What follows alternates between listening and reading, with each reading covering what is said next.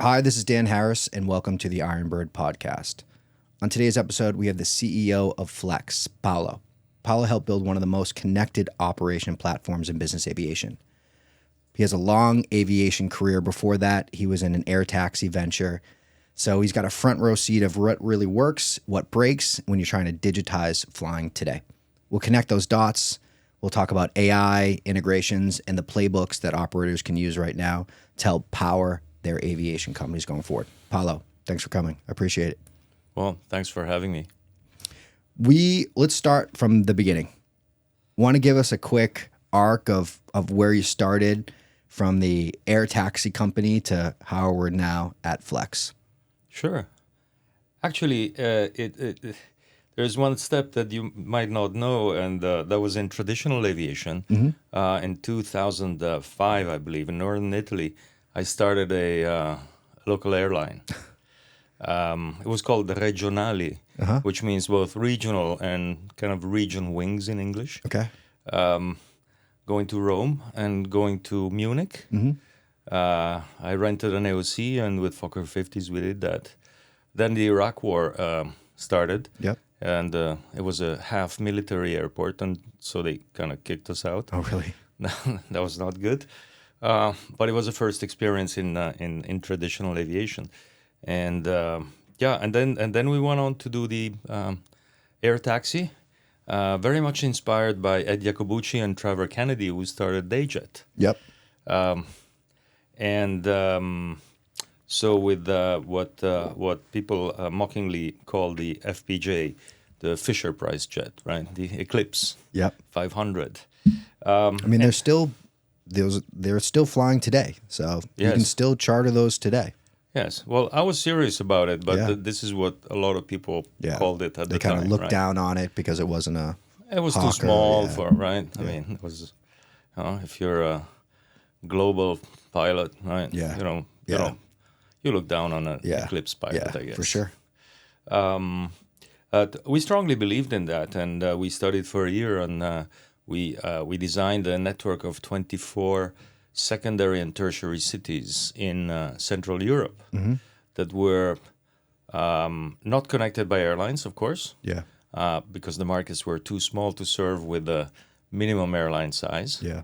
And they were poorly connected because of rivers, lakes, mountains, poor rail service, poor highways, whatever the reason. And so these 24 cities, we wanted to connect with a service that was both per seat on demand, a la Dayjet, Yep.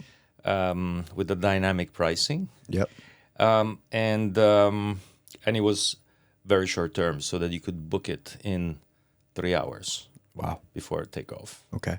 Yeah, that was impressive performance. We never got to it really because on one side, the business plan was a lot of new stuff. We're talking about a new aircraft that flies in different new ways, with a new business model, taking people out of the traditional business class. Yep. And we needed 100 million to start that, and 2008 came about, and so that kind of killed our hopes. And that's from the ashes of that. We thought, well, it's going to take another 10 years before we can pull this off. Yeah. And we knew it would be a very, very difficult bet. Meanwhile, Dayjet disappeared. The Eclipse went down. Yeah. So that was that. We started with one component that we kind of put to the side and made it kind of glorious in our business plan. But we knew it would be very, very difficult to implement. And that's a software component of AirCab. Yeah. And that's what Flex is now. So you before you bought the airplanes, before you did everything, you built the software to operate it? We actually didn't build anything. We were still in raise mode. Yep. We had a very nice Excel sheet and beautiful decks, but that's where AirCab got. And actually, a very interesting study of people flows around Europe Yeah. and the average speed of these flows. And so we captured that, I think, very well. And I guess that to this day, maybe there's some new highways, there's some new railways. So probably that plan has changed now, but I think there is still a market for this idea, and probably the eVTOL world is what is going to tap into that. Although I'm talking about medium range, Yeah. right? The 100 to 250 nautical mile kind of range. Yeah. Yeah. But that's kind of matches a lot what the eVTOL ranges are going to be anyways, right? They're kind of fitting within that. So you transitioned that. Who were the first employees at Flex? The first employees were students from the technical university in a little village north of Linz, which is it's called Hagenberg, where there is a whole series of universities, and we got some funding from the local agricultural bank, and that funding included an obligation to set up shop there. Okay. And that's where we spent the first 3 years of Flex. Mm-hmm. And then eventually you moved that into what's now in Austria, where you're in now. Well, that was in Austria already, but then after a while, the convenience of being out in the countryside diminished, and we were Trying to longing find a little good bit talent. more for back in town. Yeah. And so we moved the office to Vienna. To Vienna. A couple of the employees moved with us. One of them is actually still with us. Really? Yes, is our main developer, Wow. Armin, and the others didn't. But we continued as a small startup in Vienna since then. How would you explain to someone what stack? I'm just talking about the tech stack. How would you explain to someone what Flex is? Like, what is it, and what do you think it's not? It's always been a problem because we have 1 million features and details, so we do a little bit of everything. But in one sentence, it's a platform that covers the entire operations required to manage a fleet of aircraft. And I mean that in a wide sense, so that it covers every single business model out there, be it charter, private, helicopter, cargo, medical evacuation, scheduled, all of them. So anything that an airplane flies, the software is built to manage that process. Correct. It's called the most connected platform by a lot of its partners. What's the philosophy of integrations versus build it in-house? Well, so I just said we have a platform, and a platform means something flat and big, and that's really what we are. Yeah. We cover all the bases. We do document management. We do crew management. We do everything in trip support, in sales, including the billing, the pricing, et cetera, et cetera, et cetera. As I said, a million features. But a lot of these are actually developed in a much more detailed and granular way by other companies, other vendors that do equally good software and specialized in a vertical application. And all of those we want to integrate. So every time a customer asks us to integrate the software because they want to use those benefits, we do it. Yeah. And we've reached the amazing number of 130. This episode is brought to you by Charter Flight Support, the only coverage in private aviation that protects you when an aircraft mechanical issue stops your aircraft from flying. CFS not only provides financial support if the replacement aircraft costs more, they also help locate and book quality backup aircraft fast. Learn more at charterflightsupport.com, and don't forget to sign up for their newsletter, The Fix, for real-time insights on private jet trends, aircraft types, and rates. Yeah. Right. Why do you think why are some companies hesitant to integrate or have open APIs, do you think? I wouldn't know. It seems obvious to me that the major value that we give is the fact that the users don't have to open multiple browser windows and log into multiple systems. They can use MySky right into Flex. Yeah. Or They can Flight use Bridge. Flight Bridge. Yeah. For Flight. Yeah. Well, we have 130 of them, Yeah. and they all live inside the Flex window, and that is the comfort. At the same time, they can go to the other application if they want, and probably there is some settings pages or other functions that are better addressed in their own page. But for their daily work, they don't need to move. Yeah. When one of the most common APIs is, of course, Avinode, right? And once you connect Avinode to your Flex instance, you never again need to go into Avinode. Yeah. You use it every day. You get all the benefits. You still have a connection to Avinode, but you never need to see it. Yeah. There's a lot of different speed of marketplaces. I've seen probably once a month or every other month a new platform trying to do like a direct-to-consumer app, and I see a lot of great integrations with Flex.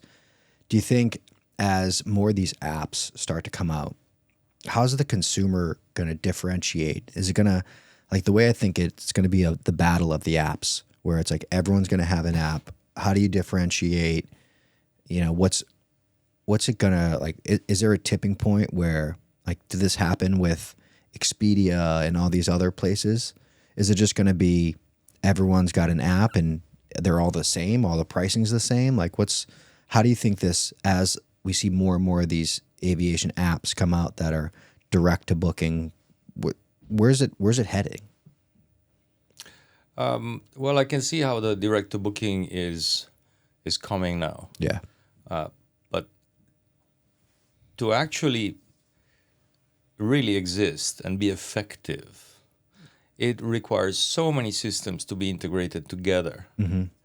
I'm not sure we have it all yet. The other thing is that, the battle of the apps, yes, but making an app, a mobile app, a real nice looking, functional, easy to use app is really, really expensive. Yeah. And we work in a market which is actually relatively small, right? We're not talking about American Airlines booking app, right? That's used by millions of people. We're in a much smaller world, so the unit cost of that app goes up tremendously. So I don't see that many apps and consumer grade really coming out. I think that there is also a fragmentation in the platform market. We have a solid percentage of the market share, but we're not the only ones. And I don't think that there is the sentiment for a collaboration among the platforms to unify all the traffic. Yeah. And given the size of this market, there is barely enough liquidity to have functional marketplaces direct to consumer. Yeah. If you put them all together. At this level of fragmentation, I think it's still a very limited effect. Speaking of just not a great marketplace to sell software in, why is there not, what's the competition like in the aviation space? I feel like there's too many software scheduling systems for not enough customers, and the customer doesn't seem to be very open to bringing on new technology partners. So it's kind of a loaded question. One, what do you think about is this not a great market to sell software in? I'm asking someone that sells software. And two, why is it so difficult to get people to buy and implement new software in the space? Yes, a very good question. Well, there is a history in this market that starts with a great person that started the software for business aviation, and he started doing it for fun and gave it out to friends, and it grew out of fun and friends for free, and so that created a natural. That's not the story of Foss, is it? Yes, that's how Foss started. Yes, and so Fred Powell Sr. Yeah. I believe, if I don't misinterpret how Fred Powell Jr. told me once the story, he didn't really set a price point that was industry based. He set it as a way to kind of cover his expenses, and I think that has created a habit in this market where the perception is that we're really expensive. Yeah. If I have to look at the complexity in terms of number of data points and number of integrated functions over those data points, in any other industry, as an ERP, the price for the same application would have an extra zero at the end of it. That's true. So how do you change can you change the consumer's view of value of software? Well, we've been trying. I don't think we have been very successful. I think that this limits the profitability of all the companies. So I think that I can talk also for our competitors. Yeah. It's very, very difficult to stay profitable, and that, of course, that limits the amount of innovation that each one can bring to the table. So it's very much a juggling game of trying to keep on innovating and at the same time fitting it in your numbers. Why do you think people have a hard time implementing new software in our space? Well, for someone that's been through a couple of implementations, some bumpy ones, so I know our problems. It was all people problems. It wasn't the technology. Yes. Well, Dan, I think you understand software very well. In all our conversations, it comes very clear, and you're totally right. We're in an industry that's uniquely focused on the airplane. Yeah. And I gotta admit, I am myself in the industry because planes are really cool. I love flying. Yeah. If I could, I would spend a lot more time flying than running flex. But this unique attention distracts from understanding the paradigm of software. Mm-hmm. And so there is a very little understanding of how software works and how to implement it in your own business. So it starts with a fear of change. And I like to say privately, and I will say it publicly now, that I think that our biggest competitors is fear of change. Yeah. Most people in any operation will be afraid of having to change their habits, having to learn a new software, living in fear that they get something wrong, and which, by the way, all these things are misplaced. Yeah. But you don't know until you try. Yeah. So we've been trying to reassure people in that sense, but it's very, very difficult until they have switched, until they have made that step. The fear subsists. Yeah. The day after, they're really happy. Yeah. They know they've gone around the lap. They've won their fear, and they understand immediately that their life has gotten a lot better. They're more effective.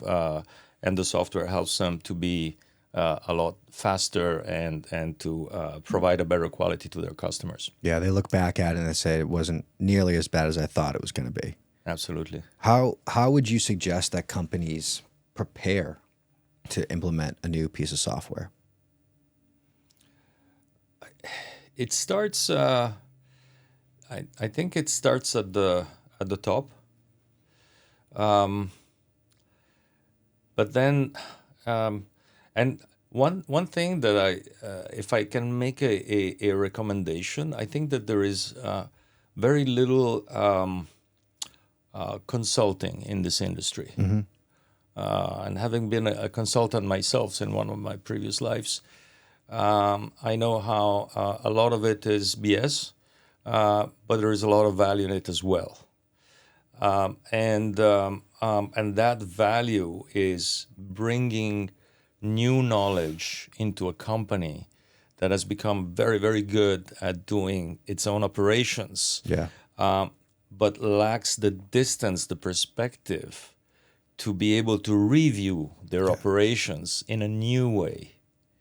And so I would exhort everyone in the industry to ask around and see if somebody can come in and give them a flash of what they could be. Yeah. If they took the time to revise all their processes, revise the way they do business, revise the metrics by which they measure themselves, and then with that understanding, create requirements, and then go and look for who can provide an executive solution to those requirements. And this is very much what we do. And if I may then continue on to the next step from there, it's that we very often fail because we don't have the right requirements. And it's very, very difficult to have that conversation because you cannot be the consultant and the vendor at the same time. Yeah, but that's what most want, right? Most want to lean to you and say, "Oh, Flex, you have the software. You must know everything we need and how we operate, right?" But everyone's different. You know what the difference is, and we have all those experts inside, right? We have in our team. We have an expert on duty time. We have an expert on trip support subjects. We have an expert on documentation, and so we know all these things.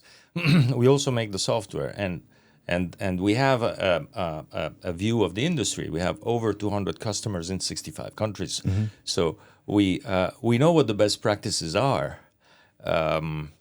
but we are never going to get that ear from our prospects and our customers because they're paying us to execute, right? And you need to be paying somebody to give you some knowledge, right? And then you will listen to them. Yeah, not to evaluate the business. They're paying you to implement software where they should be having a partner.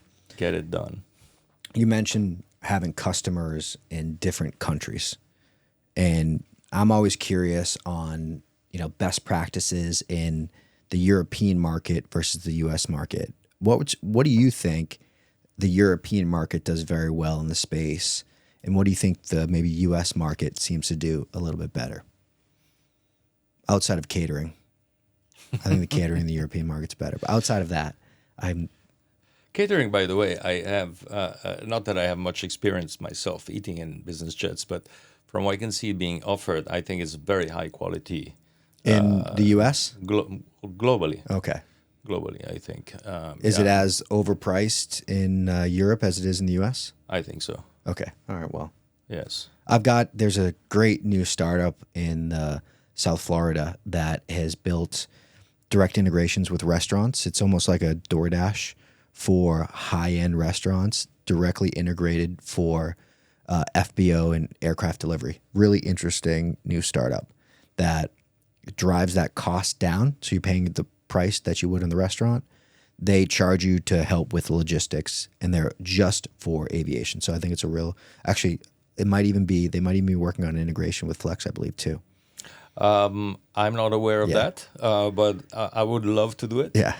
But Of outside course. of catering, what do you think? I've always been told the European market works well within Avinode. They have a good workflow within requests to quote go out to booking. That kind of process works well. Where like in the U.S., 25 to 40% of your Avinodes go unanswered. So that's what I've heard. Is there anything else you see while the Europeans are doing it really well within this space in aviation? There, I really don't have. You don't think so? No, I don't. Well, it's different, right? In Europe, it's more of a leisure type of, like the market's more of a leisure-based market. Versus in the U.S., I feel like it's much more of a business type of market. But I feel like the way we transact is a lot more difficult than how the Europeans do it. The transaction, the pricing, Yeah. the way flows of flights happen are completely different. Yeah. We have a whole pricing system which is amazingly granular and complex, and that is because in every region the way it's done is completely different. I wouldn't say that one is better than the other. They're simply different, right? Yeah. In the States, you have very much north-south flows or east-west flows. Yep. In Europe, you have the blue banana. What's that? Well, those are the major cities. That's the major axis of air traffic, right? It's London, Paris, Frankfurt, Geneva, Zurich, Milan. Well, with Paris also, right? And if you look at it on the map, you see it's a banana. It's a banana. I Why don't know why it's blue. I was about to say why they call it blue. But I guess they want to try and make the contrails look nice. And in fact, if you look at the Bernard Fragner Globe Air, he publishes every month the his flight tracking, right, the spider Yep. of all his flights, right, and you can see that he's very much onto that blue banana. Yeah. So There's definitely similar patterns, obviously, in the U.S. But one thing I think, I wouldn't say it's all of Europe, but you'll call someone maybe in Spain or something, and they may not pick up, or you ask for the quote and say, "Oh yeah, we'll get it to you." I feel like, and if it's after hours, you may not be getting a quote from that. I booked a flight at 10 p.m. Eastern time for a flight 8 a.m. the next morning. And I called the salesperson's cell phone. It's a little bit more difficult to do that, I think. The culture, I think, is a little bit different in Europe than it is in the U.S., where I find it interesting.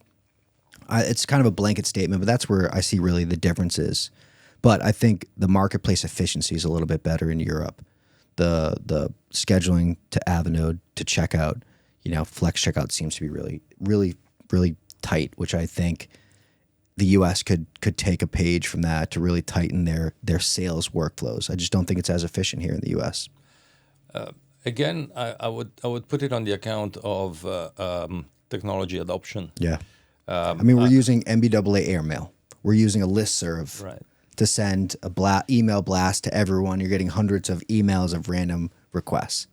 That's not a very efficient process. Right. And Sean Bungie started filtering that and putting it in the hands of operators that otherwise are overwhelmed by a shower of demands. And he did a very good job at that. But you also built. I think that if you have a good sales app, and I think ours is pretty good, of course. It hasn't implemented everything that you can do, but then it's going to give you notifications when requests come in. We even parse automatically emails.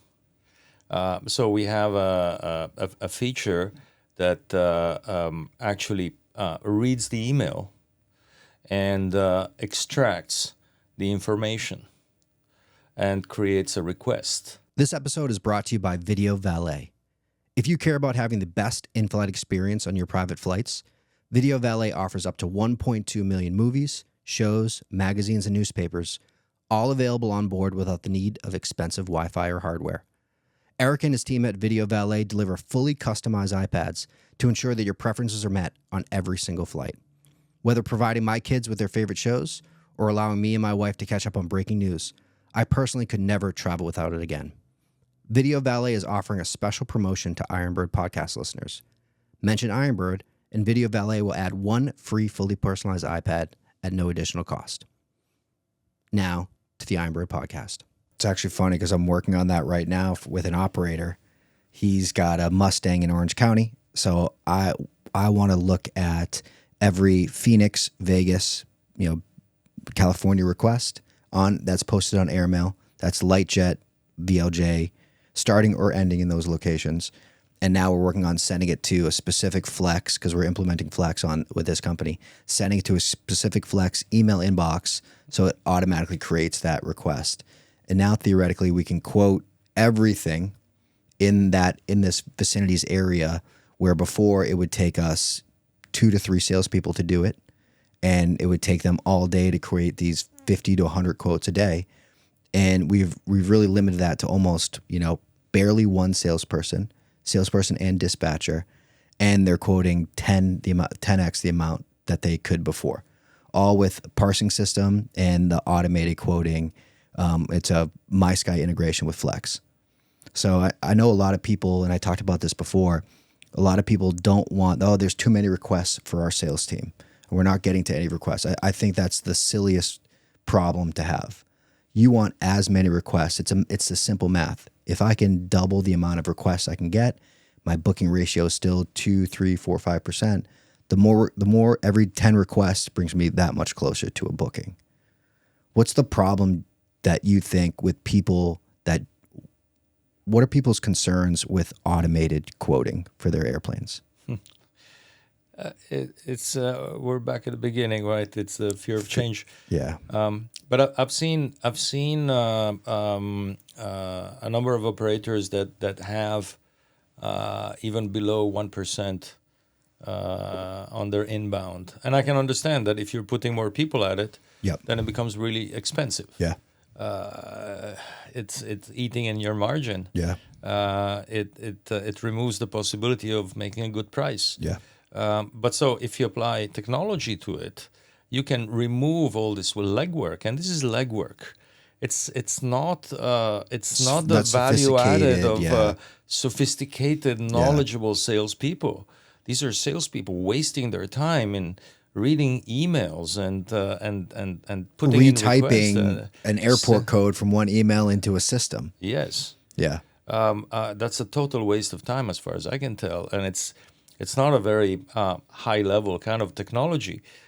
What we bring to the table is the fact that it's automated, right? You have a source that throws you, a hose that throws you information, and instead of trying to capture it all and handle it manually, the machine handles it and cleans it up, and then you get to auto pricing, and the auto pricing might not be 100% accurate, but it can be 95 or 99% accurate. Depends very much on how you view your pricing model. Yep. I'm back to the consultant. Yeah. Right? You want to take a fresh view on how you price, because when you apply technology, it's not about having something that does the old job automatically. It's about using the capabilities of these technologies to do the job in a new way that will improve the overall effect. And here, we don't have the perfect technology. A good, solid, experienced charter salesperson will always do a better job. But they will take an enormous amount of time compared to the machine that takes milliseconds. And cost. And cost, of course. So let the machine make its mistakes, but you can quote a lot more. And the important thing is not that every flight is correctly priced. Yep. The important thing is that at the end of the year, you have made the volume, you have sold that volume, and you have made a margin. Yep. Right? Yeah. And that doesn't necessarily apply to 100% of your fleet or 100% of your flight, accessible flight region, right? Maybe you have some areas, some aircraft where you're quoting always the same thing. It's always there's 3 city pairs that you quote all day long. It's Las Vegas. Let the machine do it. Yeah, it's like Las Vegas flights, Bay Area, Los Angeles to Bay Area flights. It's there's no reason someone should have to type that in and resend it every single time. Exactly. But why? The way I see it is, let the machine do that, but then focus on scheduling, maintenance, and crew scheduling. And until a lot of 135s can't set 4 crew members on a citation, they just don't have the money to do that. But how can they do better at keeping their schedule as accurate as possible on a crew and maintenance standpoint to let the machine know, hey, this airplane's available, this airplane's not available? What are the tripping blocks of not being able to keep a very accurate schedule? Because that's an important piece. Obviously, you have to get your pricing right, and you should be looking at historical data, where I'm winning, where I'm losing, from a pricing standpoint. But from a scheduling standpoint, why are people having an issue of keeping an airplane? I mean, even now, even when it's not automated, I'll receive a quote. I said, this looks great, we want to book it. And then they'll come back, oh, I'm sorry, we didn't know, like, maintenance is extending. Or, oh, our pilot's actually off, we didn't know. How is that still happening? Again, now, if you've been using Flex, I can speak for our platform. Yeah. But I don't want to exclude the others. After a few years that you're using it, you've collected a huge amount of data. And so you should be able to, you are able, you should be looking at your availability. Yep. Right? And I'm not sure that any of our customers, and I would love them to call me after they see this podcast and say, no, I'm doing that, and have a chart that they get every week that plots hour by hour the actual availability of aircraft. Mm-hmm. Right? I've rented out X amount of capacity, yep, and I have a 30% buffer margin, right? Because if you look back and you see you're always between 20 and 30% margin, you probably know you're safe. I don't know. It depends on the fleet and depends on a number of factors. Yeah. But let's say that 30% is your safe margin, the one that you'll never have an AOG that blocks you. Mm-hmm. Then you can make your business decision. Yeah. Maybe you want to have a blocking AOG once in a while because you have a higher utilization. Yeah. Or maybe that happens every other week and it's really annoying, so you should lower your utilization factor. Yeah. We have the data and we have the capability to show you that data. And I get very few questions on that subject. And this is what I would love for our customers to spend more time in looking at how the technology can help them in better manage their companies. A few do it, and they do it in very impressive way. They really know how much work they put on different areas of their company, of their operations, and they really know what their performance parameters are. And so I hope that everybody gets to that point, because it makes the companies more profitable, the service a lot better to the end customer, the company more efficient and more effective. So it brings up the entire economy of our market. Yeah. Then you can charge more. Possibly. Yeah. Possibly. But I feel like you view yourself and your company, as a software provider, but more as a partner in the business. And it seems like maybe not everyone is taking that opportunity to work in depth with you and really pick your team's brain. Yes. We're not just selling a service. We're so deeply rooted inside the operations of our customers that it is a long-term partnership. Mm-hmm.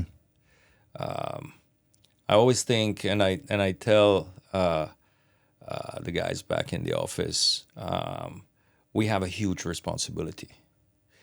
If at any point in time we would turn off our machines, there isn't a plane taking off. Their business would stop. The business stops instantly.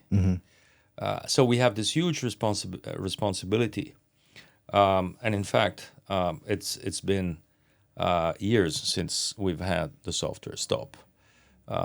We've had a long time ago a few incidents where it was down for some minutes or even over an hour. I remember 10 years ago we had a downtime of several hours. It was really dramatic. Thankfully, it was at the right time. In the middle of the night. It was Friday late. Okay, yeah. In the winter, Yeah. and at the time we mostly had European customers. Yeah.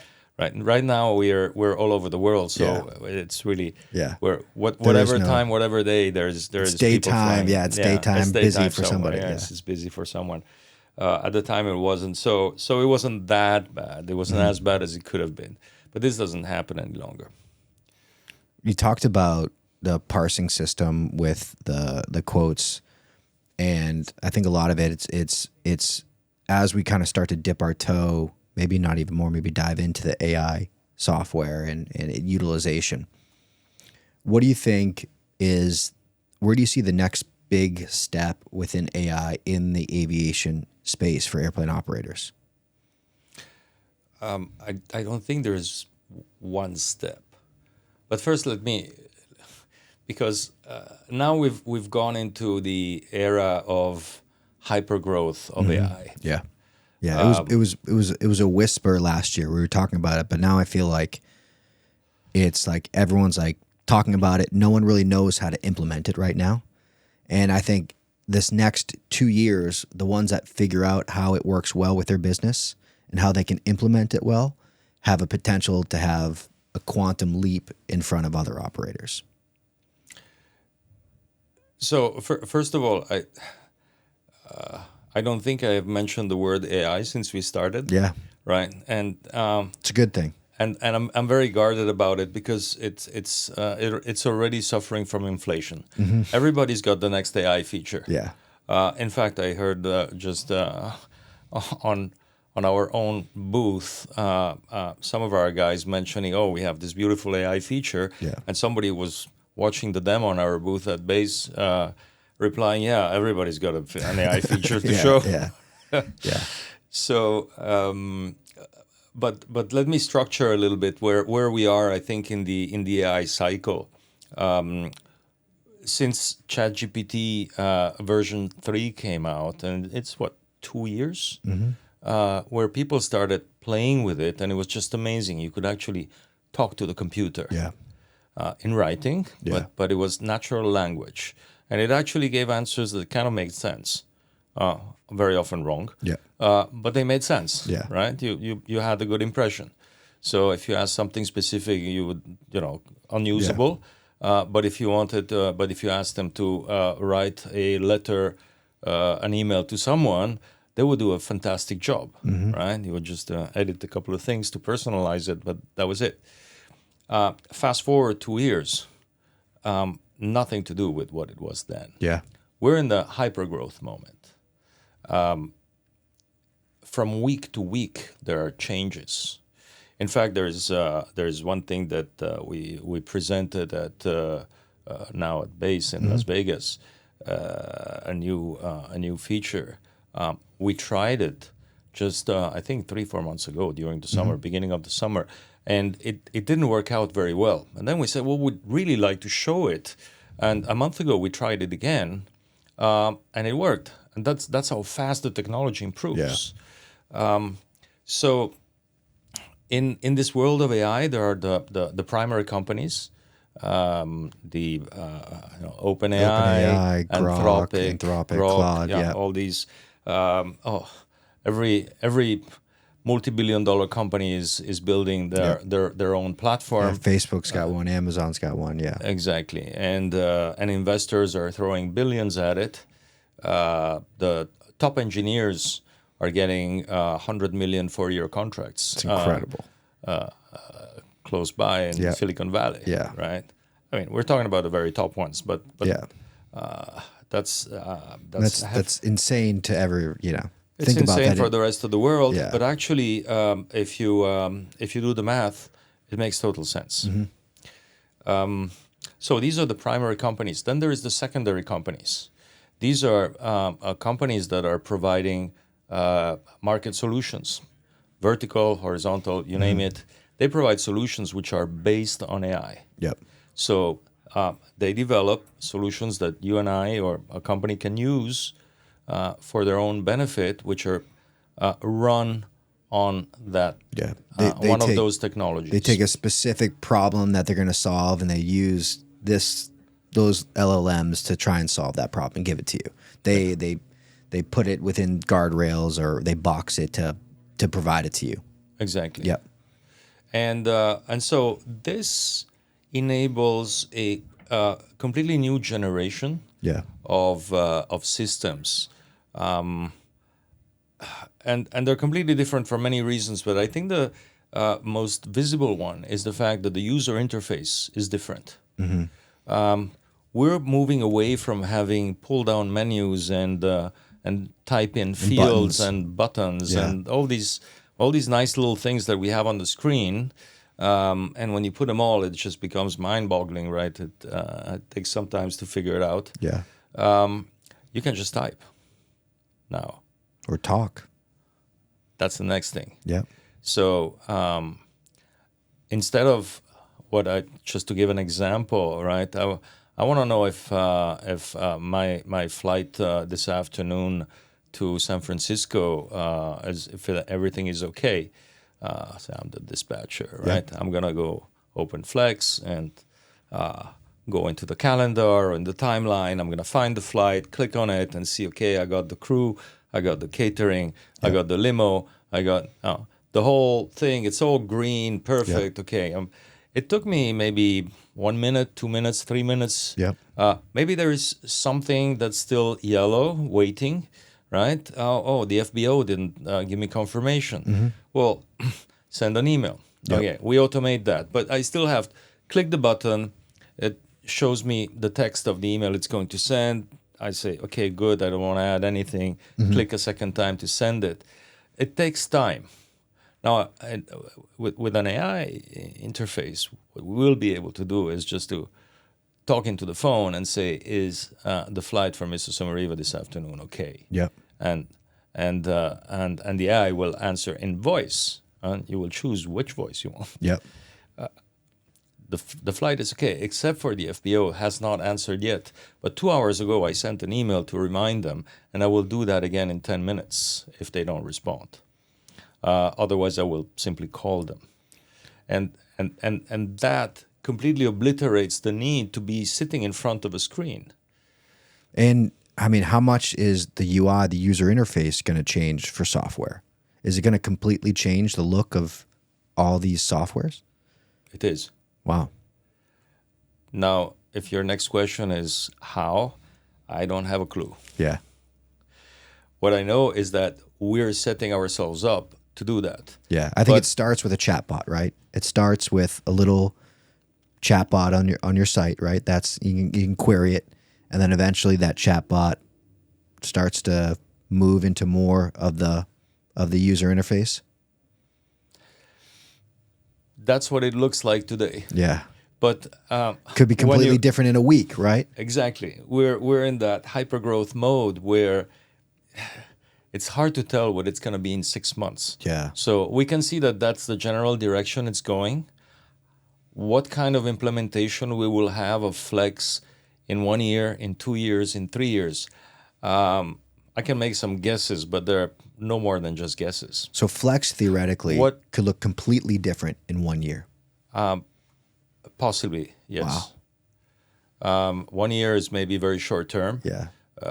Again, the application is extremely complex, so there's a lot of moving parts that are all interconnected. Yeah. So it's not that easy to change things, but clearly it's going to be different.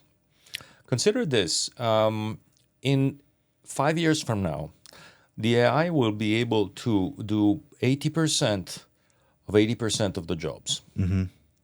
Right? And so it's good to be concerned about how the software will work, but I'm also very much concerned to understand how a fleet operation will work. Yeah. Right? what's going to happen to dispatchers and charter sales and pilots? What's going to happen in airports? Limousines are going to be self-driving, or there's still going to be the black car with the guy well-dressed in the front that opening the door for you? Or is the door going to open electrically by an automated mechanism, right? All these things, and who's going to decide what service went for what price? So the entire dynamic of the market will evolve. And we don't think only of software in AI, because there's also robotics, right? Humanoid home assistants are coming very soon. Now, humanoid assistants in airports, pretty much, they will become ubiquitous. When is that going to happen? I have no idea again. It's like self-driving cars, right? We've been talking about it for over a decade. It's next year, right? And it's still not there. Yeah. So we don't know if all this hype is actually going to equate to something real. But things seem to be progressing so much faster now than they have over the last 10 years. Well, self-driving cars is a big problem because you have kids playing ball on the sidewalk. Yeah. And you got to watch out for that. And so that's extremely difficult to reproduce in technology. But if you think the same thing in planes has existed for 50 years, right? Yeah. Autopilots work very well without any problem. Yeah. When I fly myself, you go 400 feet autopilot, right? And you basically don't do anything until you're at your decision height. So actual flying is a couple of minutes by hand. That works very well.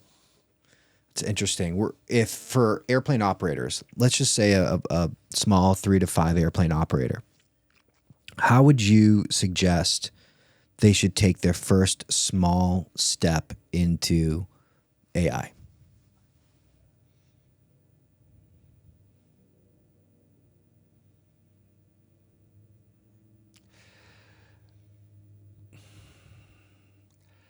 The first step,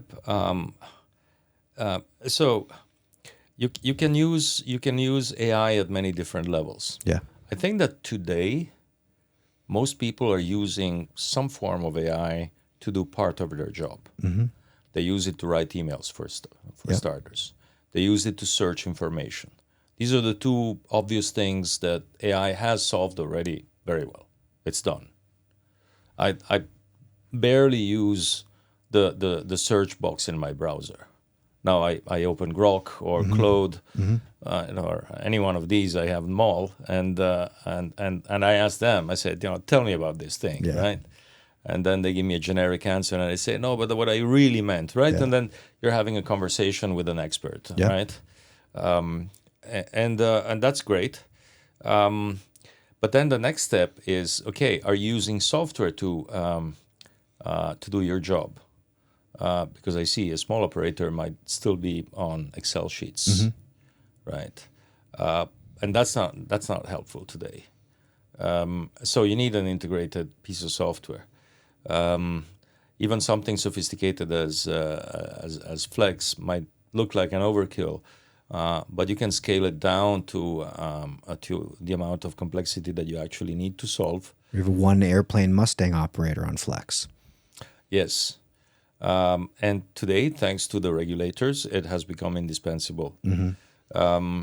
Now, once you have that, then you want to start building the requirements, which is understanding really where there is friction in your business. Where are you doing a lot of legwork that you could cut down, right? And that's not for me to say. Yeah. We're just executing there. We have a few ideas, but the requirements need again to come from the operators themselves. You just gave this example about getting sourcing requests and filtering them and then feeding them to Flex to get to auto-generate quotes and send them. That's fantastic. It's not even AI. That's Well, actually, the filtering of the email text actually qualifies as artificial intelligence. So I guess it starts from little bits like that, and then it grows. We build things that our customers want, right? I have a lot of great ideas, but my ideas are pretty useless unless everybody wants them, right? Yeah. It's like the Y Combinator motto is that build something people want. Yeah. So that's very much what we do.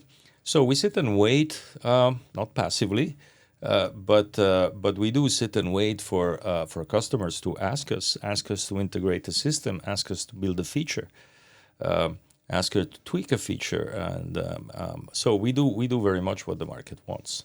How are Now, you the interesting using? part about AI is that it learns. So when we implemented first that email interpreter, Yep. it had about an 87% success, right? That sounds good, right? Yeah.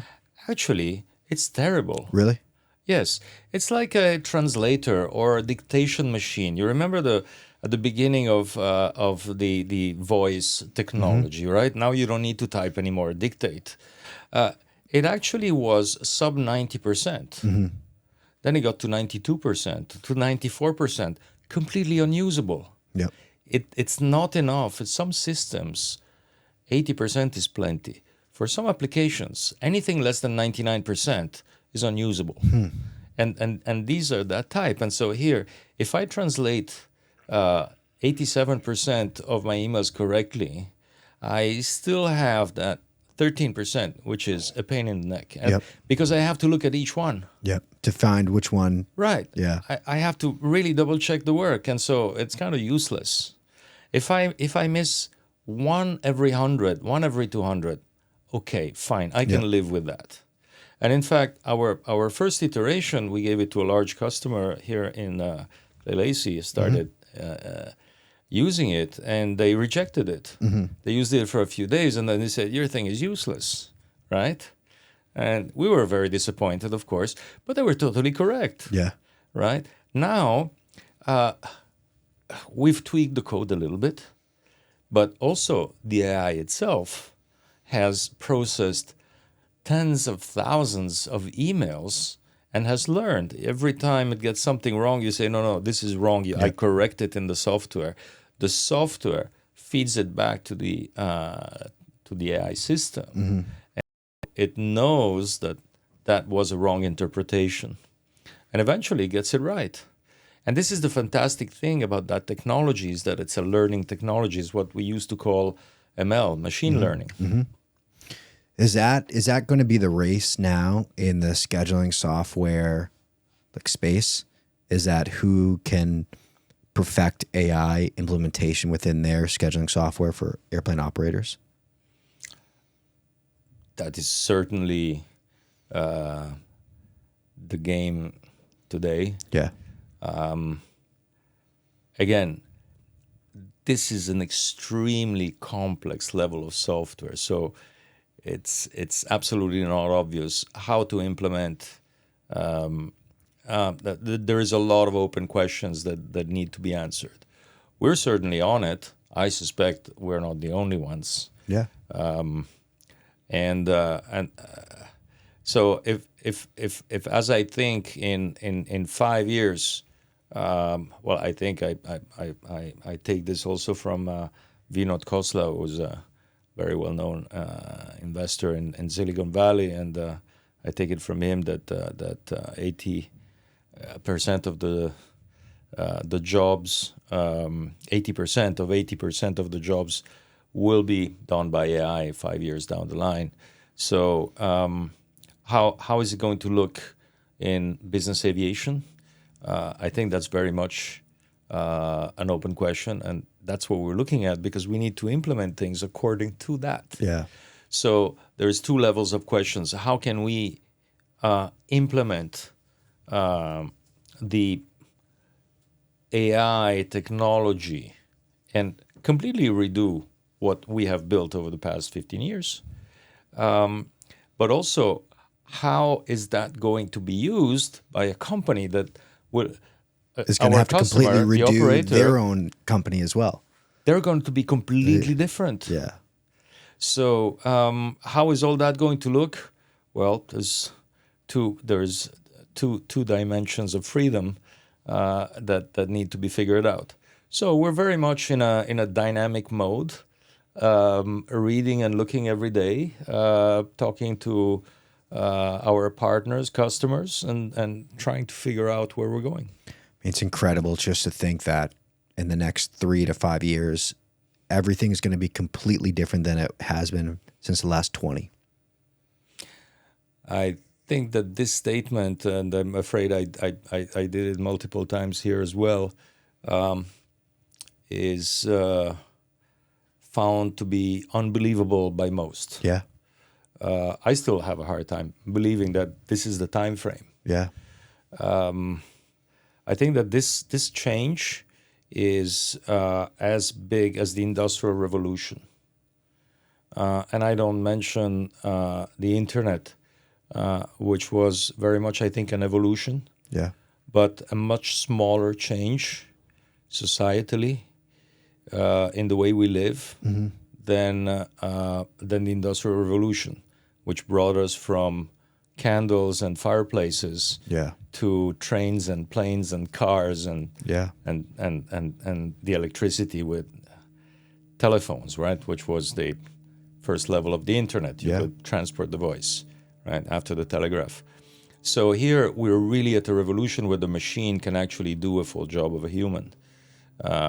We're just a few years away from superintelligence. And by that, I mean it's defined as a computer that is able to make reasonings and decisions and take decisions better than a human can, which suggests that at some point we're going to have computers that will be able to solve theorems in mathematics that we still have not been able to solve. That will find new pharmaceuticals, new medications, new formulas to cure diseases. New ways to fly airplanes, speed, aerodynamics. And to build airplanes and invent new shapes and et cetera, et cetera, et cetera. The list is very long. I mean, I feel like it's so daunting to think about that. Like, how are you shaping your company to be a part of that, to attack that? Well, what we're doing is really turning it upside down. You gotta imagine it as a bag, turn it upside down, and throw everything on the floor. And, Wow. And restart from zero. That's what we're doing. It's incredible. I'm not sure everybody has realized it yet, but I think that's the only way to get there. This is always a very difficult decision, right? When you spend years building something and perfecting it, you don't want to throw it away. Yeah. But that's what I want to do now. Wow. Throw it all away and rebuild it for the future. Now, the only problem, as we said, is what is it going to look like? Yeah. So until we know what we have to build and then we build it, we can't really throw it away.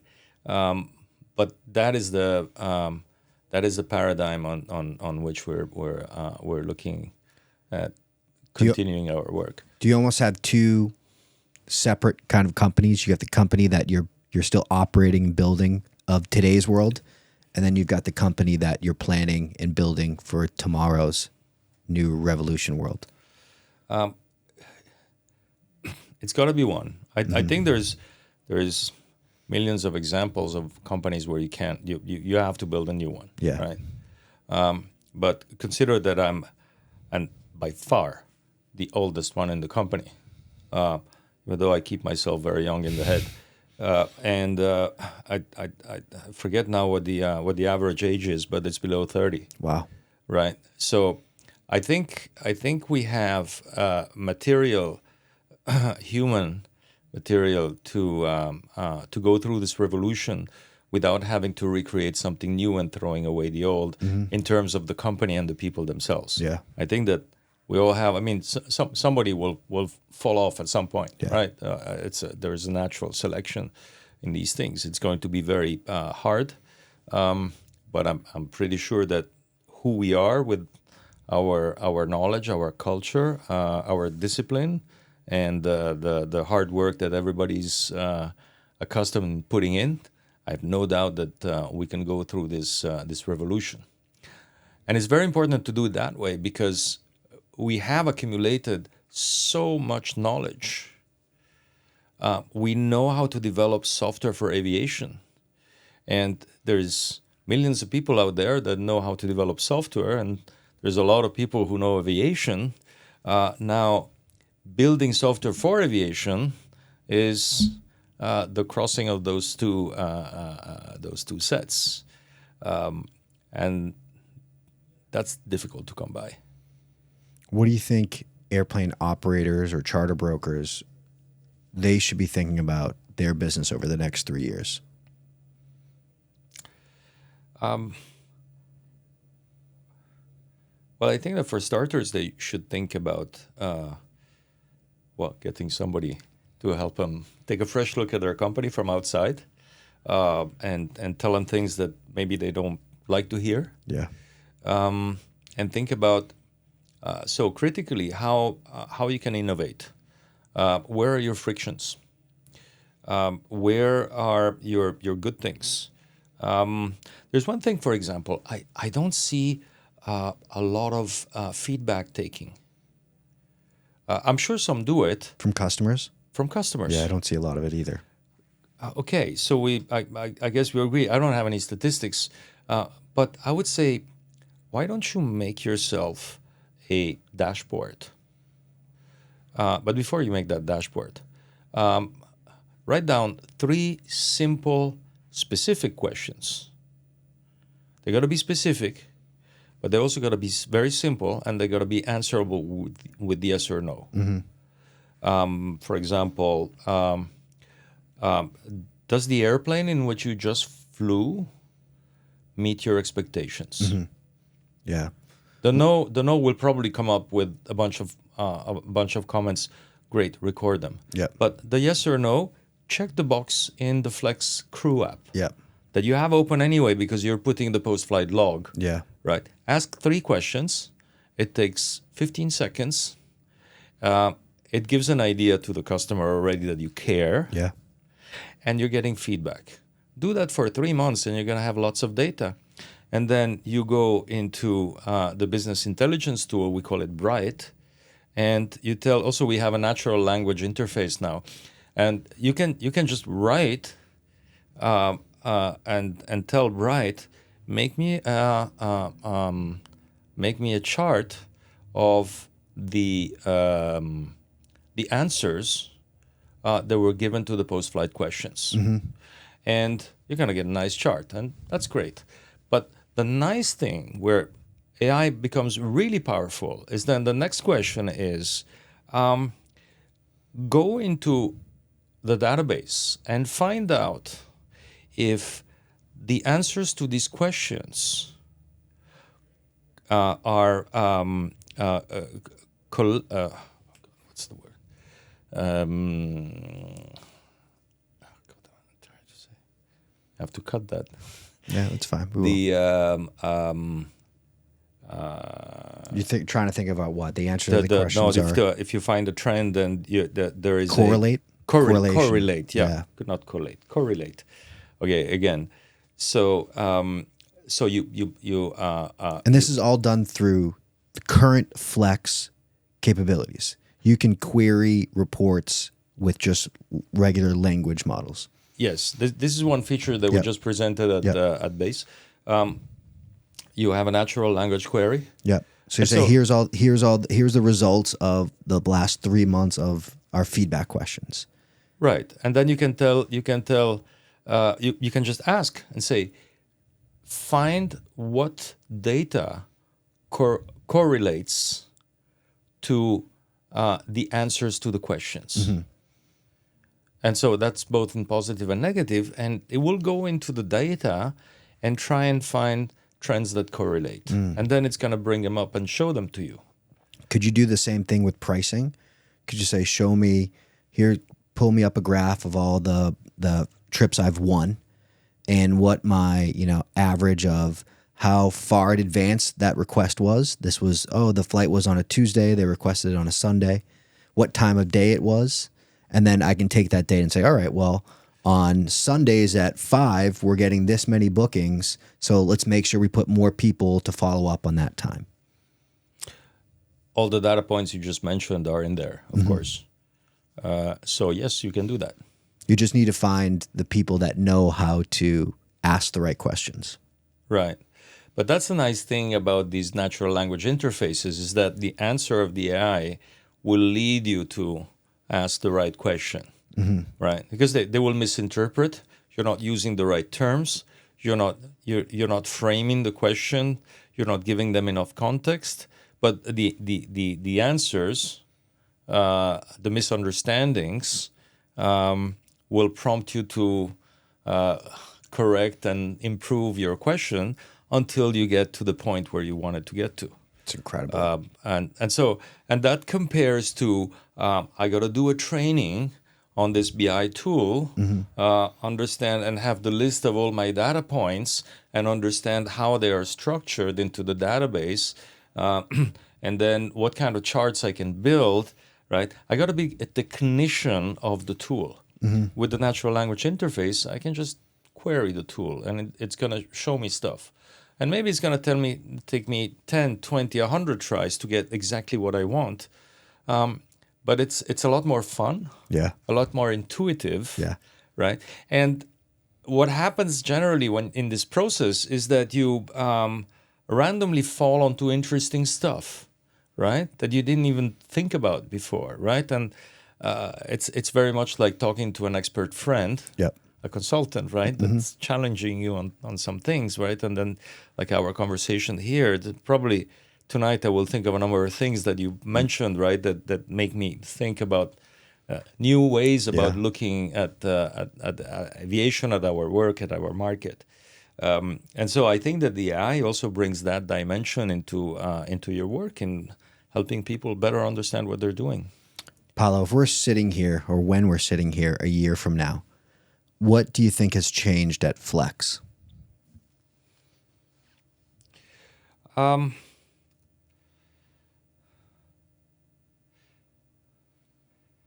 my hope, and I welcome the invitation if it will come in time. It's I would like to say everything. It's probably very difficult. Yeah. To come back next year and say we did, if not impossible. But nothing is ever impossible, really. But that is what we have to do.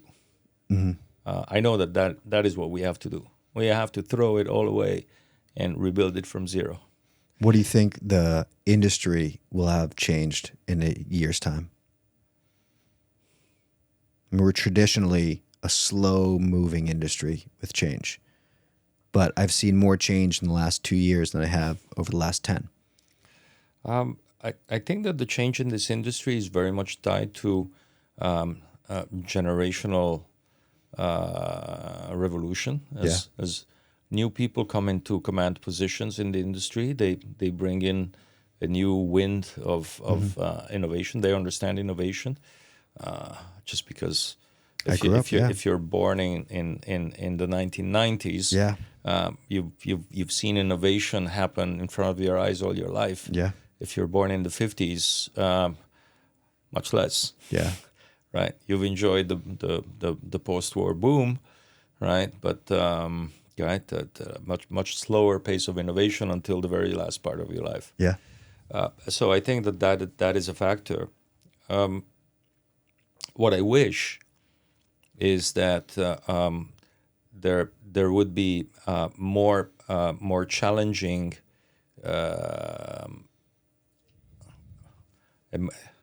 What I wish is that there would be more challenging of the industry by the industry. How can we do things in a different way? Because that's key to innovation. Then there is technology to implement it. There's a lot of tools for that. But first you have to really re-examine the way you do things. Yeah. And some things are carved in stone. There is some rules and regulations that you have to comply with, and that's it. Yep. But around that, there is probably a lot of things that can be greatly improved. I'm hoping that 50% of the industry has moved to automated quoting. And I think it's probably 2% right now, maybe around there. I think that's my big push that I tell people. If you're not automated quoting, you're going to be left behind, because I think a lot of great things happen. We're going to remove the request comes in to, request to operators, to quote, to margin, to back to the client. It's just going to be client request, pricing, instant. And I think over the next year, my goal, and anyone I work with, is if you're not doing automated pricing, you're wasting necessary time that you could be doing other things. I think it's the first thing everyone should look to automate. And that's, I'm hoping we get to, it'll be tough, but I'm hoping we get to 50% of the industry, at least in the US, is getting to automated pricing. I totally agree with you. Yeah. This is a very, very good point you're making. And I think this brings in a whole set of automations behind it, because that's actually the final output. Yeah. But we haven't talked about it, but it's availability is the key item that we have built in our platform. Yep. We have dozens and dozens of parameters which are looked at automatically, and when I get a request, and the auto quote comes because I know I have an aircraft. I know the aircraft is insured. I know I can fly to that place and I can get the permits. I know I have crew that is qualified, that is current, that is on duty, etc., etc., etc. It meets the parameters of that airplane's owner's requirement to accept charter flights. There is a huge number of things that are checked automatically. And before, it would take hours and hours, because you would have to consult various sources, ask the maintenance people. person, ask the dispatcher if the pilots are there, ask, are they legal, are they current? Yeah, the flight planner, right? It's like, can I take off from that runway on that day with 5 passengers? Yeah. And And go to the international handler. Hey, how much does this really cost? And what's the custom hours? And right. Well, we use Aviation, which is a cousin company in a way of Flex, that has the global airport database. You have in there, for example, opening hours. Yep. Right. Otherwise, you could set a flight to leave at 11 p.m. Yep. Well, if the airport is closed, sorry, that doesn't work. So that there is a whole set of databases that are the foundation of that. The software that automates the reading of all these databases, and the ultimate product is, here's your quote. Yeah. Right. Now, if you get to automate all that, then I think that it creates a revolution specifically in the marketplaces. You won't need a charter broker. Like, when I think of my business, I'm very concerned about my business, especially with anyone that's in the $50,000 or below bookings. You won't need a broker, or even, maybe even an operator, single operator, to source airplanes for you. You may want one still, but I think the people that will want one are the ones that are spending higher dollars amounts. I don't think the people that are just going to be spending a $10,000, $15,000, $20,000 flight, I don't think you're going to need a charter broker for that anymore. But they were saying that about travel agents too, so I don't know. Well, I think travel agents by and large disappeared. I mean, on the high end, there's still lots of them, but I think on the low end, there's not that many anymore. I think you have all the search bots that we use to get your airline ticket, right? And you can just book it online. How's your team feel about your view of the company, of how it's going to change? Are they excited? Are they scared? I think it's very, very exciting for everyone. Yeah. Yes. Excitement is part scare, right? There's it's that fine line between pleasure Yeah. and hurt, Yeah. right? It's they say it's the same Receptors. receptors, Yeah. right? It's the same impulse in the nervous system, right? And here I think it's the same thing, right? It's very exciting. It's hugely scary at the same time.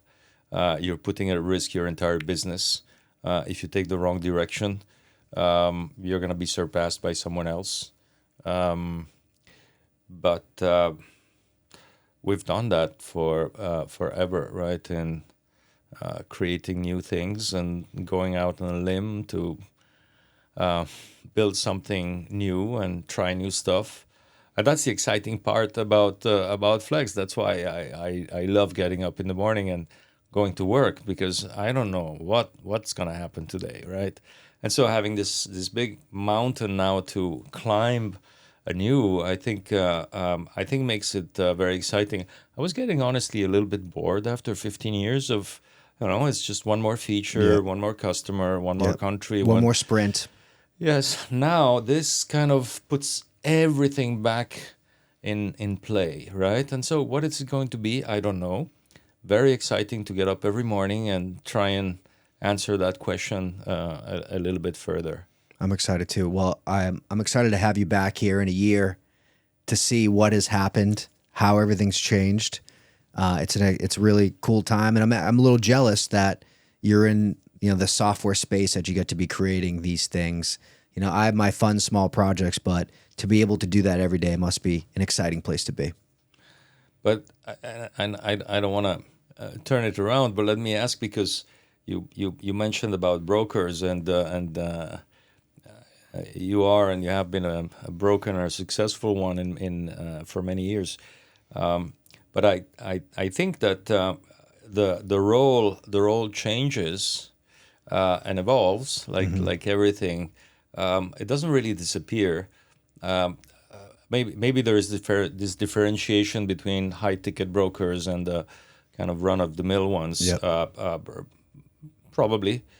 But I think that your unique knowledge of the market and its dynamics puts you, and not being an operator, probably gives you a very crisp view of how operators provide the service.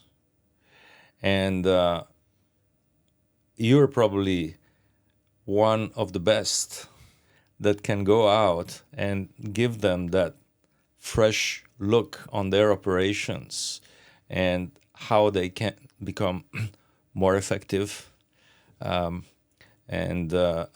provide a better quality of service. And actually, it's not so much the improvement in the quality of service itself. I think it's always about the reliability of that service, right? I agree. The ability to give that level of service every single time. Because the problem in many industry, and certainly in this one, is that you can do a great job 99 times, but if you do a terrible job once, you lose the customer. Yep. Your track record is based on 100% of your track record, not doing good most of the time. You have to do good always. So it's better to do a little bit less than the max, but to do it always. Yeah, and one additional part to that, I think what really builds relationships with customers is how you act and perform when things don't go right. I think everyone can do good when things are all going well. I think when things are going wrong, that's really where you build those strongest bonds, at least for me, where I built the strongest bonds with clients when there have been airplane issues, when there have been weather issues. And a big part is showing up, not hiding. It's a kind of that pleasure and pain thing There's a lot of pain right there, but being able to show up and discuss with your client and really walk them through what's going on, even if you don't know all the answers, that they know that you're there and fighting for them.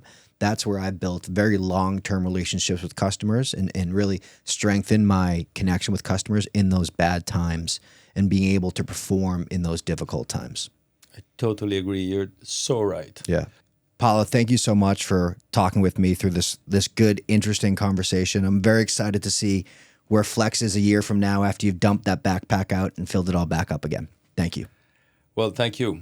Myself looking forward to see what is in this new backpack and looking forward to be here next year. Yeah, me too. Thanks.